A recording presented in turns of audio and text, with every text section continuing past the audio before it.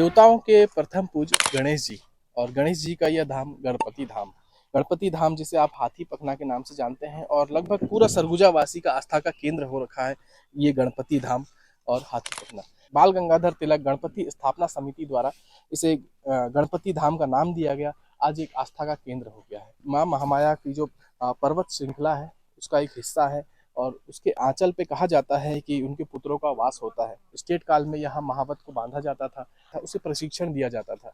आज इसकी इतनी बड़ी महत्ता है, इतनी बड़े इसकी विशेषता है, इतना लोगों का आस्था का केंद्र बना हुआ है और इसी के लेकर के आज हम लोग ये एपिसोड, आप जो वीडियो देख रहे हैं, ये करने वाले हैं। हमारे पीछे गणपति जी हैं और इसे 2023 में बाल गंगाधर तिलक गणपति स्थापना समिति द्वारा इसे स्थापित किया गया है।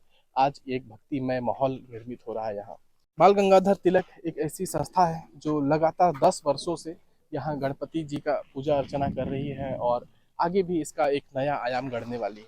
लोग आज इसे आस्था का केंद्र मानते हुए अपनी पूजा अर्चना करने के लिए यहाँ आते हैं और ये जो गणेश उत्सव है यहाँ पूरा ये मेला का रूप ले रखा है। अभी जब ये मेला का रूप लेगा तो सभी भक्त यहाँ पे आते हैं, पूजा अर्चना के साथ में यहाँ से आशीर्वाद लेते हैं और अपनी पूजा को संपन्न करते हैं। गणपति स्थापना समिति के माध्यम से हमको 2 वर्ड बात करने का विचार रखने का मौका मिला है। ये मैं जानता हूँ कि पुराने समय जो एक विशाल शिलाखंड जो आज यहाँ है, इस पर बहुत रहते थे, जितने भी यहाँ की पब्लिक अगल बगल के लोग रहते थे, ये इनको शिलालेख एक गणेश प्रतिमा मानकर इनका पूजा किया जाता था। इसी शिलालेख पे एक गणपति जी की स्थापना हुआ और प्रतिवर्ष गणपति स्थापना समिति के माध्यम से जो हम लोग का महाआरती होती है, एक उत्सव के रूप में मनाया जाता है और हर साल दिनों पर दिन यहाँ लोगों की संख्या बढ़ती जा रही है, लोगों का यहाँ भीड़ बढ़ती जा रही है।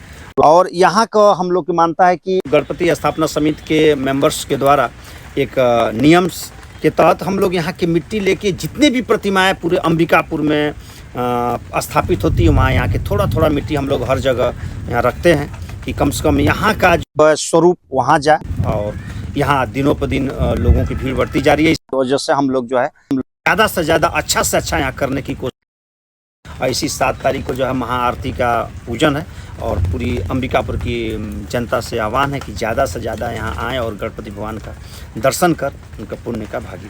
यहाँ स्वयंभू गणपति जी का भी आप दर्शन कर सकते हैं और स्वयंभू जो गणपति जी है वो विशालकाय रूप में है। आप बिल्कुल उससे नज़ारा देख सकते हैं और उन्हें देखने के लिए भक्तों का तांता लगा रहता है। और यहाँ पे जिस समय गणपति उत्सव होता है, जो गणेश जी की पूजा होती है, यहाँ मेले का आयोजन होता है और काफ़ी श्रद्धालु यहाँ आकर के स्वयंभू गणेश जी का दर्शन भी करते हैं। बाल गंगाधर तिलक गणपति स्थापना समिति के सदस्यों द्वारा पिछले 10 वर्षों से गणपति पंडालों में जाकर हर एक पंडाल में वहाँ की स्वच्छता, अनुशासन, सजावट और सामाजिक व्यवस्था के आधार पर हर एक पंडाल को अलग अलग तरीके से उसका वर्गीकरण किया जाता है।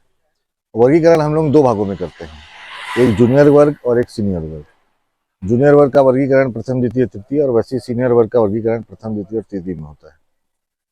हर पंडाल में घूमकर वहाँ पर क्या सामाजिक संदेश दिया जा रहा है, किसी पंडाल में स्वच्छता की क्या व्यवस्था है और सुरक्षा की क्या व्यवस्था रखी गई है, सारी चीज़ों को देखते हुए वहाँ अंकों का निर्धारण किया जाता है हमारे द्वारा, समिति के सदस्यों द्वारा, निर्णायक मंडल द्वारा। उसके बाद फिर जिस दिन विसर्जन होता है, विसर्जन वाले दिन झांकी निकालकर जो समिति वाले जो आते हैं, समिति वाले अपनी झांकियों द्वारा कोई संदेश लेके आता है, कोई कुछ करके आता है, तो उस आधार पे भी उनको वहाँ पर अंकों का विभाजन किया जाता है और इन दोनों को मिलाकर दोनों वर्ग के प्रथम, द्वितीय और तृतीय पुरस्कारों का वितरण किया जाता है निर्णायक मंडल द्वारा।